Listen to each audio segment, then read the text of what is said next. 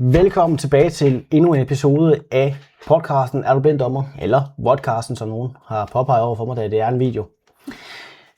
I dag sidder vi et eller andet sted i det her varme Danmark, så et varmt velkommen tilbage. Og hvis man skulle have glemt hvad Er du blind dommer? Det handler om, så er det podcast, hvor vi tager ud og snakker med dommer, og vi, der mener jeg. Mit navn er Christian Renberg, og jeg skal ud og snakke med kollegaer i dommerverdenen, om det er floorball, fodbold, håndbold, tennis, badminton, curling. Jeg ved ikke, om curling er dommer. Men det finder vi ud af på et eller andet tidspunkt. I dag, der er jeg hos dig. Ja. Vil du ikke lide? Og der er hund. og de to hunde. Vil du ikke have lov til at introducere selv? Jo. Jeg hedder Mia. Jeg er 35 år. Jeg dømmer floorball på nu 3. år. Er lige blevet navnepåsat. Så nu er jeg ikke bare klubdommer, men Floorball Danmark kan rent faktisk påsætte mig kampe, hvis de vil. Så jeg kan dømme 2. divisions herrer nu. Har ikke gjort det nu. Har dømt 3. divisions herrer. Ja, yeah, that's me. Det er mig. Stærkt. Ja. Floorball-verdenen er jo ikke helt ukendt for dig. Nej. I sidste episode, så ser det her måske lidt genkendeligt ud. For sidste episode, det blev også filmet. Sjovt nok her. Ja, det er Der snakkede vi sammen med Thomas, som du kender om nogensinde ret godt, vil jeg mene. Det vil jeg også mene. Det er min mand. Ja, det er det jo nemlig. Har han haft nogen indflydelse på, at du har trukket i dommertøjet? Han har haft alt indflydelse på, at jeg har trukket i dommertøjet. Jeg har aldrig selv spillet floorball. Jeg kendte til sporten, egentlig ikke rigtig dyrket den, før jeg mødte min mand for 8 år siden. Og han dømte jo floorball på ret høj plan, så det startede med, at jeg tog ud bare for at se ham dømme. Se noget floorball, blev bidt af sporten. Egentlig mest bidt af at se den, indtil der dukkede et klubdommerkursus op i nærheden af mig for 3 år siden. Og Thomas kigger på mig og siger, hvad? Skulle du ikke prøve at have fløjten i hånden?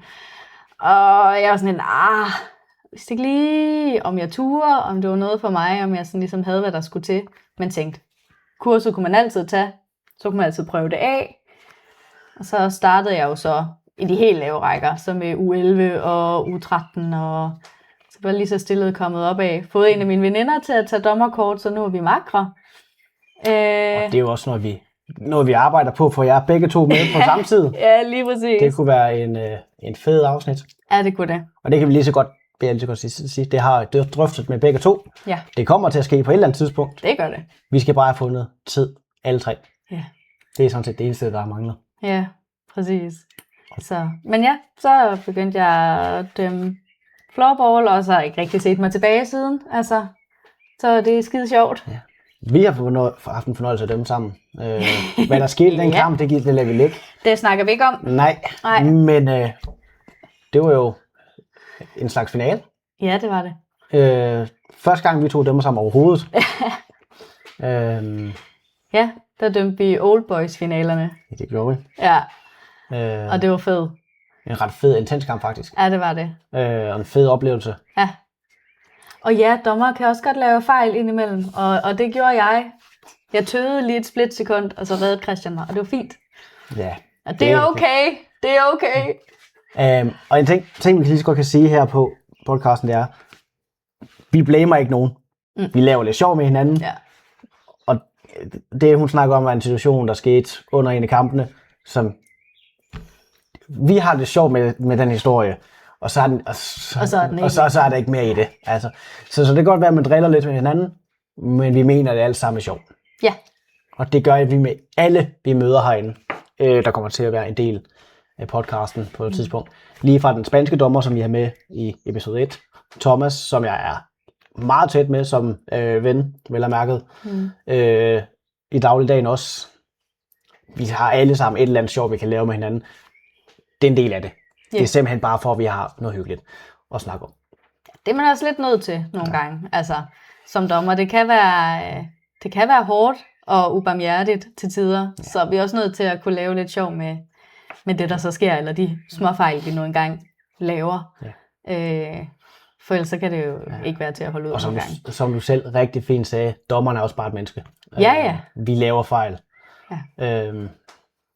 Og når man dømmer med nogen, man aldrig har dømt med før, så er der lige pludselig nogle andre ting, man tænker over. Og så er der lige pludselig, så er det uundgåeligt, der sker en fejl. Ja. Eller to. Ja, lige præcis. For når man skal sådan lige spore sig ind på hinanden og finde ud af, hvor hinanden er på en eller anden måde. Men det gik jo sådan set. Det gik mega godt. Altså... Og om vi skal dømme en kamp sammen i fremtiden, det vil vi da håbe. Men om det sker, det vil kun tiden vise. Det er nok ikke utænkeligt, og det kommer til at ske igen. Det tænker jeg, det gør. Det tænker jeg også. Mia, nu har været i sporten i 3 år, som dommer cirka. Fulgt den lidt før det jo også. Ja. Det at have en, der kender til sporten, kan du mærke, det har hjulpet dig på en anden måde end måske en ny dommer, som ikke har kendt sporten? Helt sikkert. Altså, der er ingen tvivl om, at når du bliver uddannet klubdommer, så bliver du bare smidt ud på egne ben. Du skal selv opsøge klubber for at sige, hej, jeg kunne godt tænke mig at dømme nogle kampe. Har I nogen, jeg kunne dømme for jer? Der er ikke så meget endnu hjælp at hente altid som nyopstartet dommer. Du skal gøre rigtig meget af benarbejdet selv, når du er floorballdommer. Så det, at jeg har haft Thomas, der er kendt til så mange klubber, og ligesom har haft kontakterne i orden, har jo gjort, at jeg har kunnet sparke rigtig mange døre ind rigtig hurtigt, og få kontakt til rigtig mange klubber. Jeg vil så også sige, at man skal ikke være bange for at række ud til klubberne, for de vil mega gerne have dommere alle sammen, og de står altså bare med åbne arme og tager imod, når du siger, hej, jeg er nyuddannet dommer, må jeg dømme nogle af jeres kampe? Og de er sådan lidt, ja tak, fedt, det må du i hvert fald. Så man skal ikke være bange for det, selvom det godt kan virke lidt sådan grænseoverskridende. Og grænseoverskridende, det er dommerverden i den grad. Ja, det er det. Hvis vi lige kigger på fodbold-VM lige kort, der har vi jo desværre set en dommer, der ikke fik lov til at komme ind i et land for at dømme et VM. Ja, det er rigtigt. Så ja, der er nogle historier derude, hvor man sidder og tænker, det giver jeg sgu egentlig ikke på tid på. Men der er fandme også nogle fede historier indimellem. Ja. Ikke for at skal lyde prallende, men når man har en kamp, hvor det ene hold det taber, og de kommer hen til dig og siger, vi vil fandme gerne have dig igen som dommer. Uanset hvilken sportsgren man er i. Det er de der små succeshistorier, der i hvert fald jeg lever for som dommer. At få at vide, at du er en af de bedste dommer, vi har haft hele sæsonen, eller du er en af de bedste dommer, vi længere har haft. Når du får de her ting her, jeg tænker også, at du har oplevet det på et eller andet tidspunkt. Ja, helt sikkert. Punkt. Jamen, det giver bare noget selvtillid, det giver det der boost. Fedt, jeg glæder mig til at komme ud igen. Altså, det er bare pissefedt, det her. Ja, jamen, altså, det er der ingen tvivl om. Altså, det er jo... Vi dømmer jo 1, fordi vi godt selv kan lide det. 2, fordi vi måske godt kan lide sporten. Når du dømmer ungdomsfloorball, så gør du det faktisk også for de unge mennesker, der render på banen. Og sørger for, at de kommer godt igennem en kamp. Sørger for, at de lærer sporten ordentligt, lærer at behandle hinanden ordentligt, lærer at snakke til hinanden ordentligt. Og når du kan se, at det du gør, eller den måde du kommunikerer på inde på banen, det ændrer noget i dem, eller hjælper dem til at blive bedre floorballspillere, jamen så er det bare vildt fedt. Og når der kommer en total vild gut hen til dig efterfølgende og siger, det var satme godt dømt, så bliver man altså bare, så klapper man sig selv lidt ekstra på skulderen, fordi der er altså nogle følelser på spil inde på den bane der. Ja. Og der er ingen tvivl om, at nogle gange bliver der sagt og gjort nogle ting fra spillerne af, som de egentlig ikke mener, når kampen er slut. Og det er det, man ser. Nogle gange så får følelserne lige lov til at rende det ekstra frit, hvor man måske siger noget, man egentlig fortryder efterfølgende, men sagt er sagt i situationen. Det kender vi alle sammen. Altså vi kender alle sammen for, at man har haft det hele så tæt på, og så smuldrer det, og så kraftede mig også et eller andet ord, jeg ikke vil sige. Jamen det er jo det. Altså, og det er uundgåeligt i hvilken som helst sportsgreb. Ja, fordi selvom mange gerne vil spille for at have det sjovt, så spiller de også for at vinde. Ja, og sådan er det jo bare. Og vi er bare dem, der står med de små detaljer, der kan gøre den store forskel for dem. Ja. Og det er også derfor, man ofte hører, det er også dommerens skyld. Altid dommerens skyld, hvis du spørger spillere og trænere. Som oftest dommernes skyld, hvis de taber. Ja. Og hvis du spørger dommerne, så er det simpelthen, fordi spillerne ikke kan ramme målet. Ja. Så skal de bare lære at spille floorball i stedet for at brokke sig. Ja. Altså, brok, det er jo noget, der er uundgåeligt i hvilken som helst sportsgren efterhånden. Ja, altså. Det er sådan, det er. Og brok er en del af gamet, det må man bare erkende. Altså, vi vil godt se mindre af det, men der kan jo også ske situationer, hvor nogle dommere, jeg selv har lavet kæmpe brøler, hvor man godt kan se, okay, det her, det skal jeg måske passe på med at give en udvisning for, fordi det her, det er sgu nok mig, der har lavet en katastrofe af en fejl. Og det må man også nogle gange som dommer bare selv sige. Sådan, den tager jeg sgu på min kappe. Igen, så vi er jo også bare mennesker. Lige præcis. Og brok kan man ikke undgå. Jeg vil dog sige, at der er stor forskel på, hvordan brok kommer ud og modtages. Altså, helt enig. Fordi en ting er at være, hvad kalder man det, uenig i en kendelse. Altså, det er jo fair nok. De ser tingene på en måde, vi ser tingene på en anden måde. Det er tilfældigvis os, der har fløjten og bestemmer, hvad det angår. Ja. Det er okay, at de er uenige. Hvordan de så vælger at brokke sig, det er jo så det, man så kan arbejde på. Ja. Fordi de kan jo altså også ende ude på udvisningsbænken, hvis ordene, der kommer ud, er knap så pæne. Ja, lige præcis. Og det sker nogle gange. Det gør det. Men igen, vedkommende angriber ikke os som person, men det er helt klart dommertrøjen, der bliver angrebet. Og nogle gange, så kan jeg godt have forståelse for, hvorfor de gør det. Ja. Men jeg ser aldrig nogensinde et angreb på en dommer personligt. Og hvis det er på personligt, så er der nogle helt andre ting, vi skal snakke om. Ja, så er det et helt andet game. Og det vil jeg slet ikke ind på. Så et spørgsmål, jeg kommer til at tænke på, det er, at der er ikke særlig mange kvindelige dommere, i hvert fald herhjemme. Nej. Du har en kvindelig makker. Ja. Det lader vi lige ligge, fordi det vil jeg rigtig godt snakke om i næste episode, eller et andet episode. Ja. Men når du kommer ud på banerne, kan du så mærke, at der er en anden stemning omkring, at nu kommer der en kvindelig dommer, i stedet for en mandlig dommer? Ja. Ja, det kan jeg. Jeg vil sige, før kampstart, ikke rigtigt. Der synes jeg egentlig, når jeg sådan observerer, hvordan andre dommere bliver mødt og tilgået af trænerstaben og så videre, synes jeg egentlig, at det ligner meget det samme, som det jeg bliver mødt med. Når kampen er i gang, der kan jeg se kæmpe forskel på, om det er mig, der er på banen, eller om det er to mænd. Hvordan oplever du det? Altså? Jamen, et meget klart eksempel for mig, sidste sæson, tror jeg, der dømte jeg sådan et lille stævne, flexrækkestævne, startrække, hvis man kan kalde det ikke. Det hed det jo før. Hvor vi var Thomas, min mand, jeg selv, og så min makker Julie, der skulle dømme det her stævne, og vi lavede sådan en rotation i, hvem der var på banen.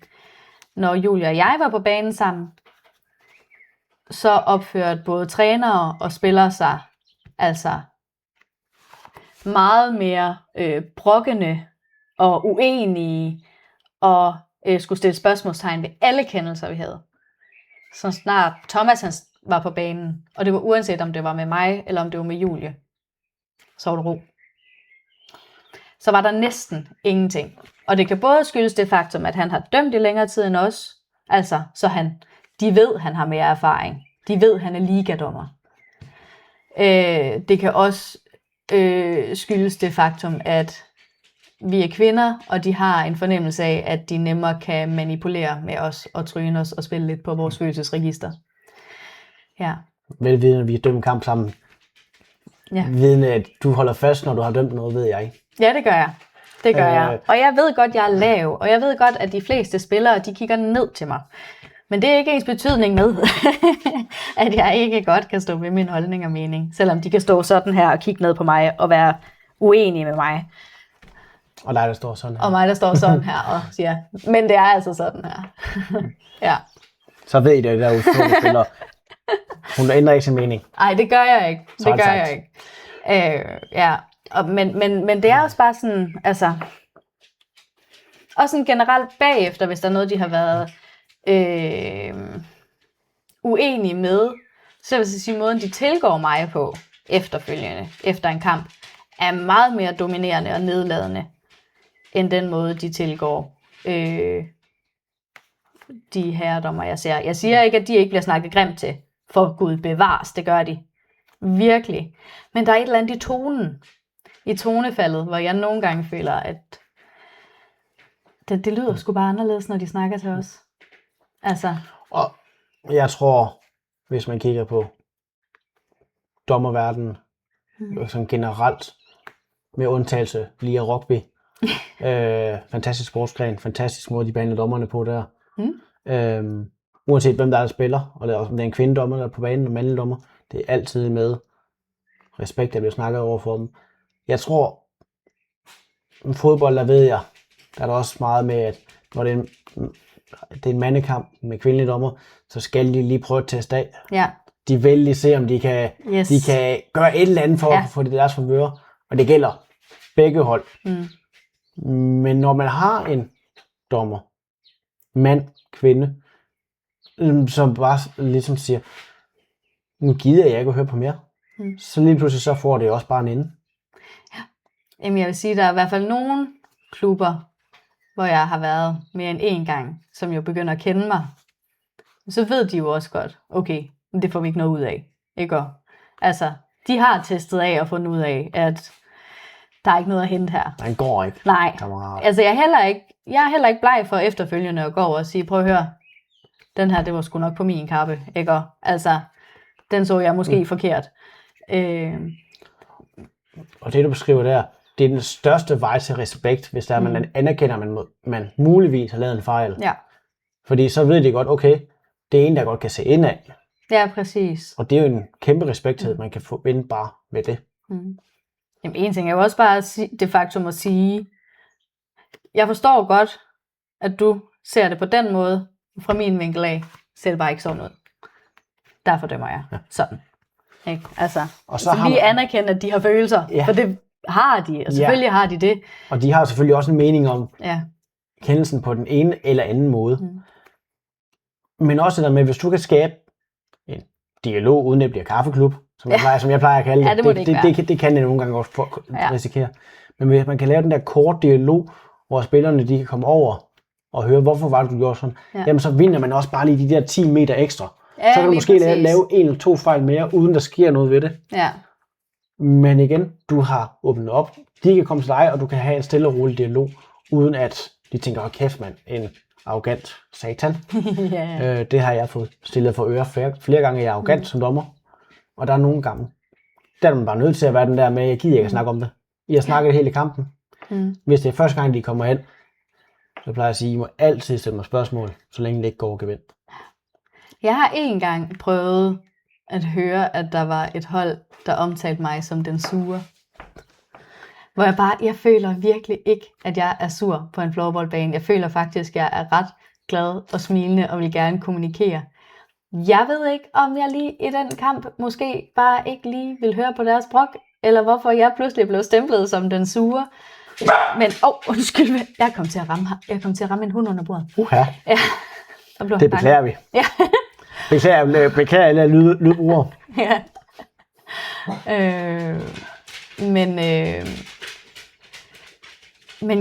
Men det kan jo lige nøjagtigt også godt være, fordi at jeg ved, at hvis jeg ikke meget hurtigt etablerer en eller anden form for, du kan ikke manipulere med mig, makker, i løbet af kampen, altså det er det, de vil forsøge konstant at gøre. Og jeg føler, som vi jo også har snakket om før, jeg synes, det ligner tit, at de prøver lige lidt mere på mig og min makker, end de ellers gør. Som om, at de tror, vi er til at rykke på, fordi vi er jeg plejer jo at sige, at dem, der er mest stålfast, det er som rigtig kvinder. Så det forstår jeg faktisk egentlig ikke, at man gør. Det kan godt bare være, det er mig, der har den følelse af, at jeg synes, kvinder ofte er mere stålfaste end mænd. Det er lidt sådan, jeg har synes det. Når jeg har haft en kvindelig dommer, så synes jeg faktisk, at mændene de har været nemmere til at kunne. Dengang jeg spillede fodbold, der havde vi nogle gange kvindelige dommer ude. Ja. Der synes jeg faktisk, at de var mere til at sige, nu gider jeg ikke være mere, end mændene, som så lå det fortsætte. Jeg tror, det er fordi, vi har lært, at det er vi nødt til at gøre, for ellers så stopper det ikke. Det kan meget vel være. Vi er nødt til at lukke det hurtigt ned. Altså, altid et fokuspunkt. Luk brokken hurtigt ned, for ellers eskalerer den. Og det vil den bare gøre for os, for mig.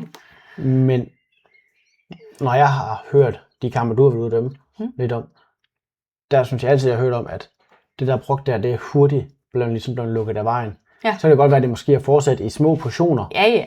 Men det gør det jo også ved 2 herredommer. Ja, selvfølgelig. Man kan jo ikke undgå det 100%. Så igen, man kan sige, at du kommer med noget. Med en stor rygsæk. Af tools, du kan trække lidt på. Og det kan man jo så også give videre til dommere, som måske ikke har været der er nye dommer i det, og give de her rygsæk, de her tools. Og det er jo en guld værd. Ja. I det her tilfælde har du en mand, der dømmer liga. Jeg har jo min helt egen private udvikler, der kan tage med mig ud og sige, du skal altså lige... Kæmpe tool, men du kan nok have så meget tool, du kan have så meget til at komme og hjælpe dig, men hvis man ikke selv gør en indsats for det, så er det der med, at der er en, der kommer ud og kigger på det, så er det jo sådan set lige meget. Ja, når du er på banen, så er du dig selv. Altså, så kan det godt være, der sidder nogen, der kigger på dig, men det er ikke dem, der... Det er ikke dem, der træffer afgørelsen. Nej, det er ikke dem, der bevæger sig. Det er ikke dem, der husker hele regelbogen op i hovedet, mens man dømmer, fordi at der er godt nok mange regler i floorball. Det vil jeg bare sige. Der skal huskes, og variationer af, hvornår giver det ene og det andet og det tredje, ikke? Yeah. Det er sgu en svær sport at dømme. Og også det her med, i Danmark i morgen, vi skriver 27. i dag, det er jo en optagelse. I morgen 28. der er der DM-finaler i 3v3 floorball med målmand. Første gang nogensinde. Ja. Pisse fedt, det glæder mig til at komme ud og se. Det bliver mega spændende. Der er jo lige pludselig nogle helt andre regler, man skal til at tænke på. Ja. Normalt, hvis bolden ryger ud over sidelinjen, så er det indslag. Så slår vi bolden i gang. Her skal målmanden fra det hold, der ikke har skudt bolden ud, kaste bolden ud fra sit eget mål af. Hvilket man ikke gør normalt i floorball. Så lige pludselig skal man i hvert fald få, man ikke for mange ting ind. Ja. Altså, jeg har taget mig selv lige at blande fodboldloven ind i floorballloven et par gange efterhånden. Det er lang tid siden efterhånden. Men lige pludselig så er der bare det der med, hvor er det for en regel, det der nu er. Og det sker. Det sker for de bedste dommer, det sker også for de nye dommer. Ja, og der kan ske et eller andet, og man tænker, hov, det må de ikke. Men hvad er det giver? Hvad giver det? Hvad giver det? Hvad skal min arm op? Er det et frislag? Altså, og det sker så meget, når du er ny. Altså, der skal du virkelig have regelbogen kørt igennem. Ja, så dengang jeg startede med at dømme, det eneste jeg kunne læne mig op af, det var min dommererfaring for fodbold med min autoritet. Ja. Alle anden, det var jo fuldstændig nyt. Ja. Hvad skulle her lige en kamp? Den skulle lige dømme alene. Og det var ikke en ungdomskamp. Det var jeg tror det hed 3. division på det tidspunkt, måske 2. division. Kamp alene. Nej tak. Og det var også en af de omtalte kampe, hvor jeg måske blandede fodboldloven lidt sammen. Men forståeligt. Det forekommer, når man har en anden baggrund. Ja. Men når man så kigger på din udvikling. Nu har vi, som nævnt tidligere, vi har dømt en kamp sammen. Ja. Sammen. Mega hyggeligt. Det håber vi på, at vi kan gøre igen på et eller andet tidspunkt. Kan du mærke fra da du startede til nu, at du har mere ballast, når du er ude at dømme? Altså, så der er noget mere, du kan give af og trække af? Ja, helt sikkert. Til at starte med, når du dømmer, så skal du jo lære det hele. Altså, og især mig, der ikke engang har spillet floorball. Altså, så det kan godt være, at jeg har set meget floorball. Kendt mange af reglerne, fordi jeg har snakket meget med Thomas efter kampene og sådan noget. Men du skal lære bare sådan noget som, hvordan du skal placere dig på banen for at se spillet ordentligt. Du skal rent faktisk lære, hvordan ser forseelserne egentlig ud. Du skal lære at spotte det. Det går vildt stærkt.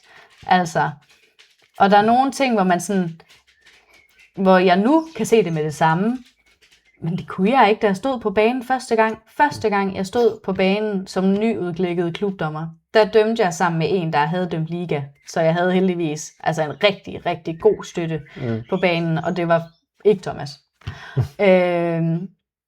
Men en anden, jeg dømte med i en kort periode, og han hjalp mig ligesom i gang. Og den allerførste kamp, jeg havde, der dømte jeg mål, og jeg dømte indslag. Det var cirka det. Fordi man står derinde, og man føler, man kan ikke se en skid. Man kan ikke se nogen forseelser. Og hvor går grænsen for, hvor meget må de egentlig for eksempel lige chatte lidt til hinanden og sådan noget, før man skal fløjte for et skub. Og alle sådan nogle ting. Der er så mange ting, du skal lære bare at kunne se og spotte. Altså, så jeg synes, det var enormt svært til at starte med. Og så lige så stille, så lærer du at spotte det. Du lærer rent faktisk også at nå at fløjte for det. Fordi du skal også nå at komme derfra, hvor du tænker, det er en forseelse. Det giver det her. Jeg skal fløjte. Jeg skal pege. Jeg skal. Fordi med fodbold, der kan man ofte snøje med bare fløjte for et frispark. Fordi spillerne ved godt, okay, det er mig, der har lavet en fejl. Ja. I floorball er det vigtigt, først og fremmest, vi viser, hvem har begået det. Men det har det her hold. Ja. Jamen, det er et ukorrekt slag. Ja, hvad er det for? Ja. Og hvis du ikke fortæller dem, hvad det er for, så vil de kigge på dig og sige hvorfor? Ja. Og så er man lige pludselig står, hvad var det egentlig, han gjorde? Hvis man, da det kommer med tid, man lærer det. Ja. For nogen tager det længere tid end andre, for nogen tager det kort tid. Ja. Men jo hurtigere man lige får ind, at jamen, det er et stavløft, det er en låsning af stav og fastholdelse, og hvad vi nu ellers har. Vil vi få koddet det ind og få brugt det mere, og jo mere man fløjter, jo nemmere sidder det også på ryggraden. Og det gør det, og det bliver nemmere at spotte, og det bliver nemmere at hurtigt få fløjtet for det, og få vist tegnene og alt det der. Og lige pludselig, uden at du tænker over det, så ser du det bare, og så fløjter du bare instinktivt, fordi det er som om det bliver kodet ind, altså, så du er meget mere sådan hurtig på at få spottet, hvad det er, så du kan få fløjtet for det. Og lige pludselig sidder det bare på ryggraden. Og når du først har taget din første udvisning, så bliver det nemmere at tage nummer 2. Men det er nemlig det der grænseland for at komme ud over de forskellige sådan klippekanter. Ja. Fordi tage en udvisning, og de bliver altså sure ofte. Så du skal også være sikker på, at den er der. Og er man bare det mindste i tvivl om, det reelt set er til en udvisning, så kan du godt få svært ved at få armen op. Men når du først har gjort det én gang, så er det lidt som om, så sidder det der bare. Så er det nemmere, og så lærer du jo bare at kende de forskellige grænser for, hvornår det er et frislag, hvornår det er en udvisning. Lige præcis. Og så ude i hallerne, der vil man hurtigt kunne spotte en ny dommer. Ja. Fordi hvis du har banen, vi har jo bander på i floorball, så stiller ofte en ny dommer sig, fordi de sådan er lidt bange for at stå i vejen, sådan noget, stiller sig ofte helt ude ved banden. Ja. Det gjorde jeg i hvert fald selv. Ja. Ofte. Inden jeg så småt begyndte at nærmest ikke klodse op af målet, men ret tæt på målet. Ja. Fordi hvis bolden den lige hopper ned på stregen, hvis jeg står helt ude i banden, så kan jeg ikke sælge den som et mål, som jeg kan, hvis der man kommer tæt til mål. Ja, man skal lære at kunne komme længere ind på banen og tættere på spillet. Og det er virkelig... Og lad være med at stå i vejen. Og lad være med at stå i vejen. Og det er nemlig også det, fordi en ting er, at du skal så tæt på spillet som muligt, men du skal altså også være klar på, at spillet det kan bare vende i et snuptag, og så skal du bare den anden vej. Ikke? Så du skal også, det er også en vurderingssag af, hvor hurtigt går kampen, hvor hurtigt løber de. Kan jeg følge med, hvis de vender rundt nu? Bliver jeg fanget op på midterlinjen og står og tænker, hvad skal jeg gøre her? Ja, præcis. Jeg har jo set jeg har set en dommer. Jeg siger ikke, det er mig, men der blev fanget under en kontra, fordi at jeg havde nogen, der syntes, de skulle skifte ud. Ja. Og det var altså sjovt nok lige præcis dem, der valgte at skifte, de bliver så fanget i en kontra. Så jeg står faktisk og fløjter et mål fra midterlinjen. Oj. Det skal siges, bolden var langt ind i målet. Ja, der var ingen tvivl. Der var ikke nogen tvivl i, bolden var inde, vel at mærke. Men det ser altså ikke rart ud, man står helt oppe i midterlinjen og fløjter et mål. Nej, det ser ikke godt ud. Og jeg kan jo ikke bare løbe klar over banen, når der kommer et angreb. Nej. Og jeg fik lidt trøje for det, af begge hold, vel at mærke. Men igen, er man hurtig på at læse spillet, er man også hurtig til at komme ned på plads med det samme. Og det er alt sammen bare erfaring. Og så turde tro på dig selv. Det er faktisk nok næsten det vigtigste. Fordi, altså, så snart man kan reglerne, så snart du har læst reglerne, så stol på, at når du ser noget, og du tænker, det her, det er det her, jeg ser, så fløjt det. Fordi dit instinkt er garantisse rigtigt nok. Så lad være med at være bange. Lad være med at være bange for at fløjte. Det er bedre, at du får fløjtet, end at man kommer til at misse en masse, og man så ender ud med kun at fløjte for 50% af de forseelser, der er. Fordi man er bange for, at man får fløjtet for noget, der ikke er der. Eller, det er virkelig bare at stole på sig selv, sin dømmekraft og sin intuition. Og som jeg plejer at sige, hvis man først har fløjtet, uanset om det er korrekt eller ej, så ved du kan fløjte. Så bliver det også, det er garanteret nogle kære studenter, der kører der. Ja, hvis I kan høre noget, woohoo, så er det studenter, der kører ud i det fjerne. Hvis du har fløjtet et frislag, uanset om det er korrekt eller ej, så plejer jeg at sige, nu har du bevist for mig, at du godt kan fløjte, så kan du også godt fløjte, når du hører et kæmpe klask, hvor du ikke er sekund i tvivl om, okay, det her, det er noget. Ja, præcis. Nu har du lige fløjtet noget før.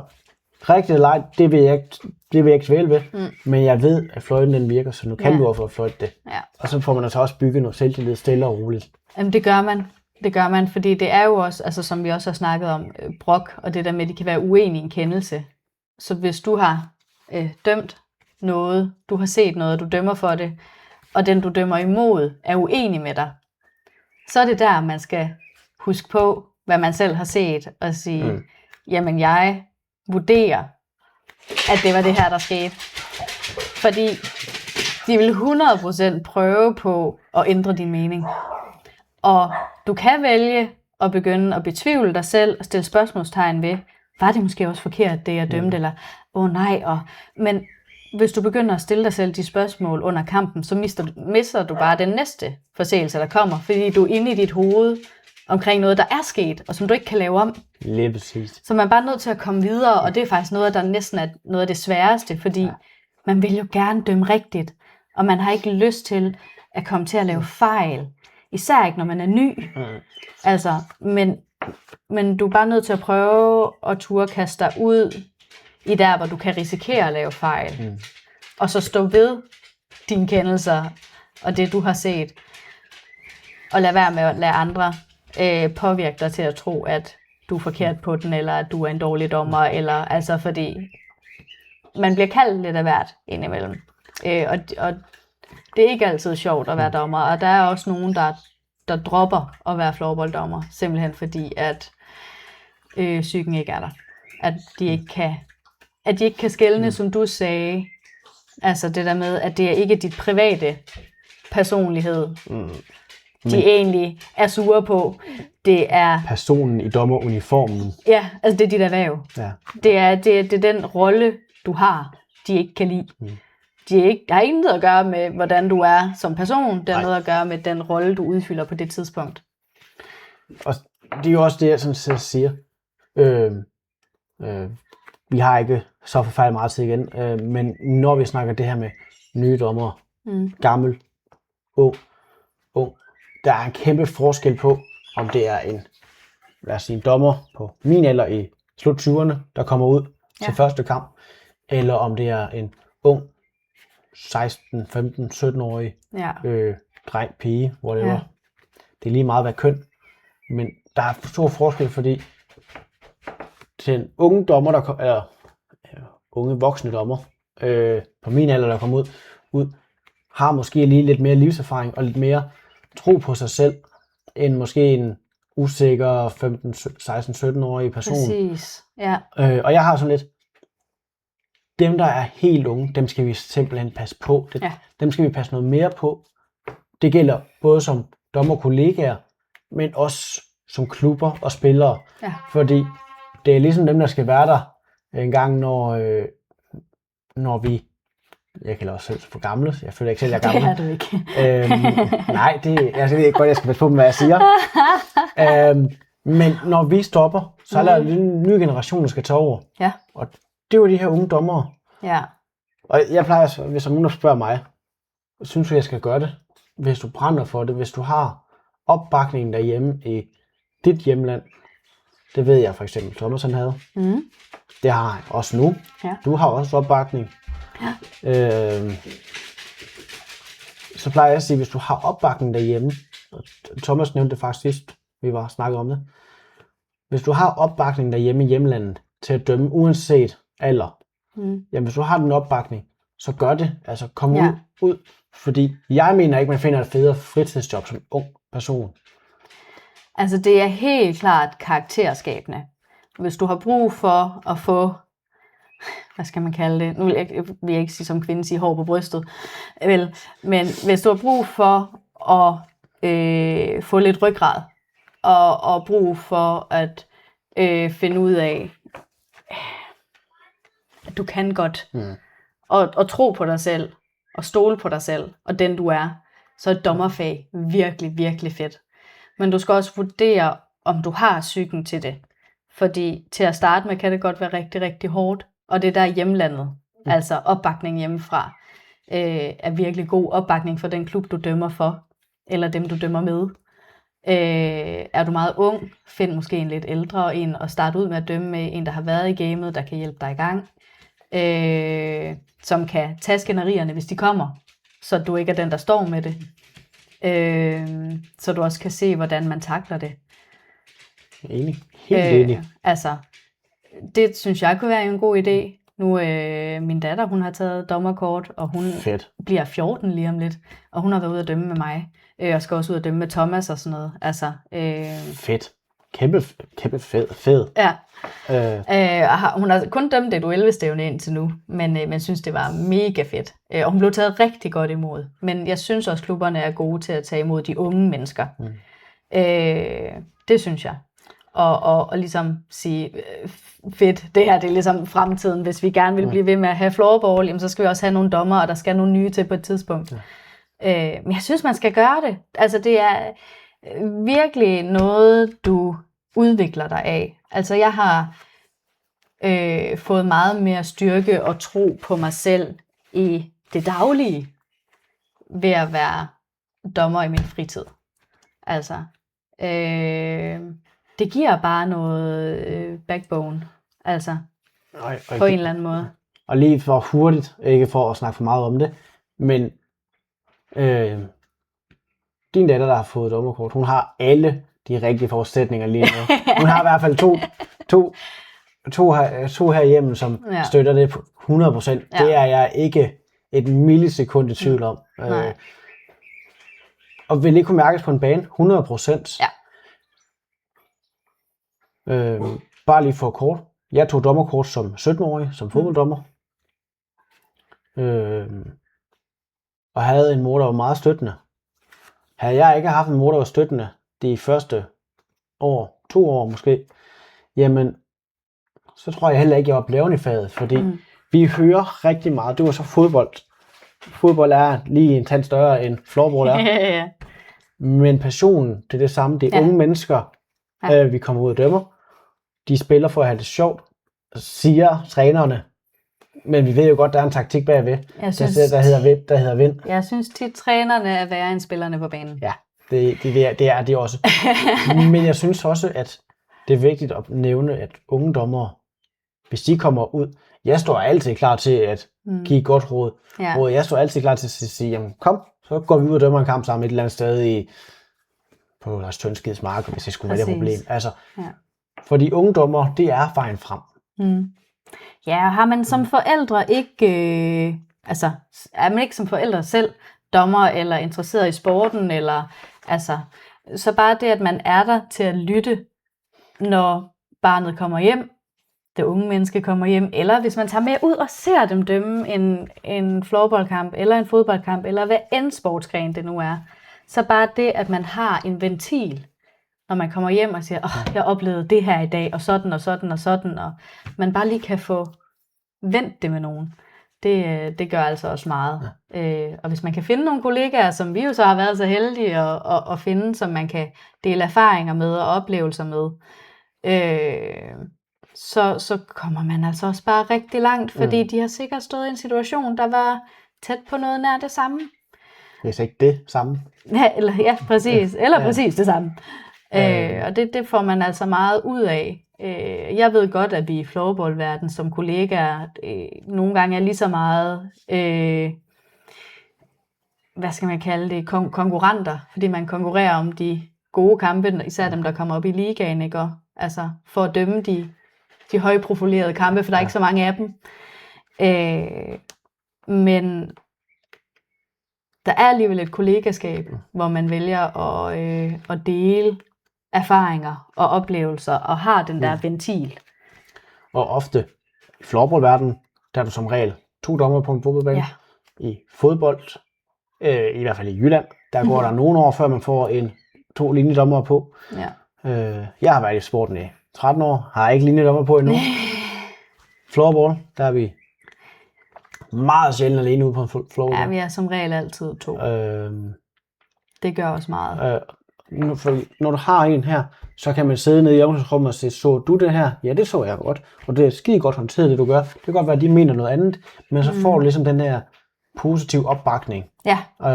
Ja, man har hinandens ryg på en bane. Altså. Og det kan også godt være, at jeg har lavet et kæmpe fejl, hvor du står dernede og tænker, hvad laver du? Ej, undskyld, man må ikke bande. Hvad pakker, Christian? Ja, ikke. Og det sker. Det sker for ligedommer, det sker for dommerne ned i 1., 2., 3. start, flexrække. Ja, det sker. Altså, selvfølgelig. Det sker stadigvæk for mig den dag i dag, at jeg laver ting, hvor man tænker, men det sker også, at jeg laver noget godt. En fordelsregel, der fører til et mål. Præcis. Man skal også huske de kendelser, man laver, der virkelig ført noget godt med sig. Altså, jeg plejer at sige, at man tager i løbet af en kamp tager du 1000 beslutninger. Fordi, hvor skal jeg stå henne? Det er en beslutning. Skal jeg råbe noget her? Det er en beslutning. Så der er mange ting, det er mentalt træthed lidt pludselig til sidst. Ja. Og det lærer man, som man får kampe undervejs. Ja. Så det er selvfølgelig også vigtigt, at man kommer ud og dømme som ung, ny dommer. Der er jo sådan lidt, komme ud og dømme. Hvis du kender nogen, der ved, at de mangler en at dømme med, som har dømt i nogle år, og du selv er 14 år, 15 år, 16 år, så spørg om de ikke skal prøve at have et par kampe sammen. Fordi du kommer ud og dømme med en, der er erfaren, der kan give dig noget læring. Præcis. Og det kan godt være, i det her tilfælde, at mor og hvad man nu ellers bor sammen med, er dommer. Men det du får noget fra en helt ny part, som ikke nødvendigvis kender dem, det kan godt være, de kender dem, men det er stadigvæk en helt ny vinkel, de får, som kan være med til at åbne for, at de tænker, det vil jeg prøve næste gang, og det måske hjælper dem endnu mere. Det kan godt være, at jeg siger, hold kæft, det virkede kraftigt med ikke. Det gør jeg ikke igen. Præcis, for det er jo ikke alt, det er jo ikke alt, der virker for alle. Hvor man placerer sig så videre, der er noget, der fungerer virkelig godt for et dommerpar, og så fungerer det bare slet ikke for et andet dommerpar. Og det er jo der, man finder sin linje og finder sin vej som dommer, hvordan man gør det bedst selv, hvordan man bedst selv står placeret, så man kan se ordentligt, og stadig kan sælge sine kendelser. Og som du så også selv siger, at få kommunikeret med spillerne, det er jo også en ting. En ting er at kunne regelbogen, men du skal også åbne munden og kommunikere med dem, så de ved, at du er der. Og det er også en udfordring. Men igen, jo flere gange man gør det, jo nemmere bliver det. Ja. Det er ligesom, du lærer ikke at blive dommer på en dag. Nej, det gør du ikke. Du lærer heller ikke at blive dommer på et år. Jeg plejer at sige, det tager altså minimum 2-3 år, før det er, man begynder at lære at forstå det at være dommer, og hvad der egentlig ligger i det. Så er der bare nogen, der er super hurtige til at fange det hele og er skidedygtige. Kan du se jer? Kan I ikke godt sende det videre til nogle af os andre? Og de sidder derude, de talenter. Vi venter bare på at få dem klækket ud. Præcis. Nu ser vi snakker om det. Sportsgren, floorball, fodbold, hvad det må være. Vi har alle sammen brug for nye dommere. hvis man sidder med den her drøm og har den her opbakning hjemmefra, Ja. vil du så mene, at man skal give sig kasse med det? Man skal gøre op med sig selv, hvorfor man gerne vil være dommer. Fordi er det blot for at tjene penge, så kan det godt være et interessant erhverv at gå i gang med, fordi du bliver udfordret. Man skal gå op med sig selv, om man har psyken til det. Og det er ikke fordi, du skal have en sindssygt eminent psyke, det er slet ikke det. For noget af det får du hen ad vejen. Altså, du bliver også styrket med at være dommer. Altså, 100%. men du skal også kunne tåle de mentale tæsk, du får, og ikke knække nakken på det.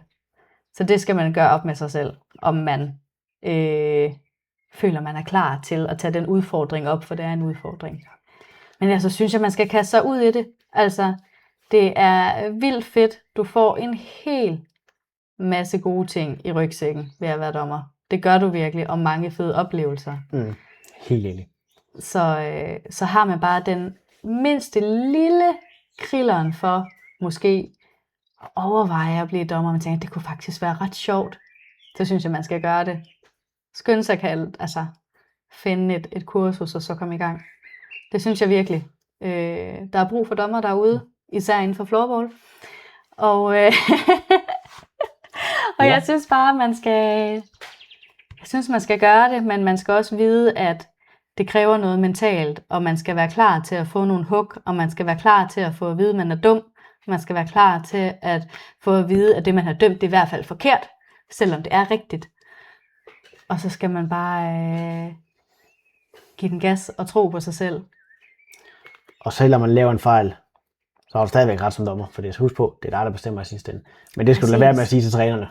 De fleste siger faktisk, i forhold til floorball-dommerfaget, at hvis du bare får dømt 80%, så har du dømt en god kamp.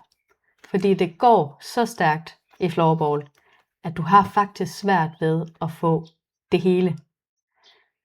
Selvom du er 2 mennesker på banen. 100%. Så lad være med at banke sig selv i hovedet for den ene ting, man missede, og husk på alle de ting, man så. Rigtig godt råd. Ja. Og med det, så har vi faktisk ikke... Jo, vi har én ting mere. Ja. Hvad har det givet dig som dommer? Altså, hvad kan du mærke, at du kan tage med fra den dommerverden, som du kan tage med videre ud i dit personliv? Er der noget, du sådan kan mærke, du kan tage med videre? Der er meget. Altså, men det er hovedsageligt er det nok, og det er ikke fordi, jeg har betvivlet mig selv mega meget før i tiden, men det der med at stå ved din egen mening, altså at stå ved dig selv og tro på dig selv, altså det har givet mig en eller anden form for ekstra ryggrad. Altså, det har givet mig en eller anden mental styrke, som jeg ikke havde på samme måde før. Altså en ting på sig, ja, jeg er bare blevet lidt mere hårdhudet generelt. Altså, der skal mere til, før at jeg tager det ind på min person. Altså også bare i det daglige. Altså, ja, fordi jeg har lært at skelne. Og det hun siger der er jo meget en ting jeg ofte hører, det er at man har fået en tro på sig selv. Man har fået nogle ting med sig videre, man kan bruge i sin dagligdag. Jeg kommer fra et fag, hvor jeg nogle gange skal kunne tage en beslutning meget hurtigt. Det skal man i hvert fald i dommerfaget. Ja, det skal man. Så det kan jeg tage med videre. Ikke lige at, du får en 2 minutter, fordi at du ikke har en hjelm på herinde, hvor du skal have en hjelm på. Ja. Ikke lige den del, men det der med, at du skal lige have hjelm på. Det kan jeg nu bruge, fordi det er stort set det, jeg gør i floorball. På lidt anderledes, det er jeg med på. Ja. Men det er faktisk fuldstændig rigtigt. Jeg har faktisk det samme. Fordi da jeg startede på en floorballbane, var jeg meget sådan, var det ikke det, jeg så? Hvad er det nu, det giver? Og så skulle jeg tænke, og så skulle jeg også fløjte. Altså, du ved, jeg var meget... som sige, tænksom, og sådan, før jeg egentlig kom til at få fløjten i munden, og så tager det alt for lang tid, og det må det bare slet ikke. Det skal gå ret hurtigt, og der har jeg også lært at komme hurtigere fra tanke til handling. Altså, fordi jeg er en, der tænker tingene igennem 120.000 gange, før jeg gør noget. Og det kan du ikke, når du er dommer. Der er det altså bare sådan der. Så jeg er blevet hurtigere i min beslutningstagen generelt, egentlig, når jeg tænker over det. Ja. Og så det er altså ting, man får, og det er uanset om det er i curling, du sidder som dommer, eller om det er på fodbold. Ja, bare for at få det lidt humoristisk med ind over det. Det gælder ikke som hvilken som helst sportsgren. Du har ikke særlig lang tid til at tænke over, var den inde, var den ikke inde. Det skal tages på en beslutning på, jeg plejer at sige, i hvert fald maks 2 sekunder har du en beslutningstid til at tage før spillet der videre i en ny fase. Og det er jo også derfor, at man kan lave fejl, for det skal gå hurtigt. Så sådan er det bare. Så hvis du har en god viljestyrke heroppe, og kan skelne mellem, hvad der er indgreb på den her, og på din person, jamen så er det altså bare vigtigt, at du får fat i hvilken inden som helst union, du nu vil prøve af som dommer i. Om det er fodbold, basketball, floorball, håndbold, hvad det må være, jamen så se at få komme i gang. Altså, det er opfordringen herfra. Ja, det er det. Og så vil vi egentlig bare have lov at sige tak, fordi du gad være med. Jamen, det var en fornøjelse. Og så vil jeg løfte sløret lidt for næste episode, hvor det bliver lidt et egocentraliseret episode, hvor jeg skal snakke lidt om mig selv. Okay. Fordi nu har jeg jo snakket med 3 stykker om, hvorfor de blev dommer. Så tænker jeg også, at folk skal have lov til at høre den helt korrekte grund til, hvorfor jeg blev dommer. Og det får jeg optaget i løbet af juli måned på et eller andet tidspunkt. Så der går en lille måned tid, før at det kommer ud. Men på hvornår det er selvfølgelig, det er kommet ud. Det er jo det store spørgsmål. Om du kan bruge det til noget? Ja. Men det er i hvert fald godt bud på, det bliver så blive episode 4. Det er det episode 3. Så nu er der i hvert fald styr på de episoder. Yes. Og der til sidst, så vil vi bare sige tak, fordi I sad og gad at se med og lytte med. Ja. Og igen tak, fordi du gad at bruge lidt tid sammen med mig. Det var så lidt. Nu trænger jeg til at komme udenfor. Der er godt nok varmt. Der er møghamrende varmt, og så vil vi ønske jer sammen en varm weekend hver dag, hvad det må være, og en rigtig god sommer. Tak fordi I så med. Vi ses.